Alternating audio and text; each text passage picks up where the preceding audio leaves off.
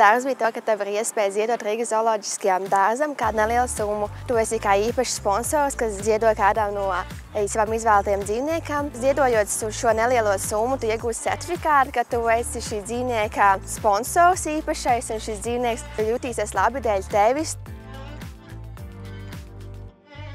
Pagaidām ir diezgan liela problēma pasaulē, to, ka 37,000 sugām draud izmiršana, un ļoti daudz šīs sugas ir sakanajā grāmatā. Rīgas zooloģiskajā dārzā ir daudzi dzīvnieki, kas ir Latvijas sakanajā grāmatā, piemēram, kā sakanais vilks ir žurks čengus, un šīs sugas drīz vairs nebūs nekur sastopamas, un ir vieta, kur šī suga pieejama, un šādi Rīgas zooloģiskais dārzs vēlas šo sugu atjaunot.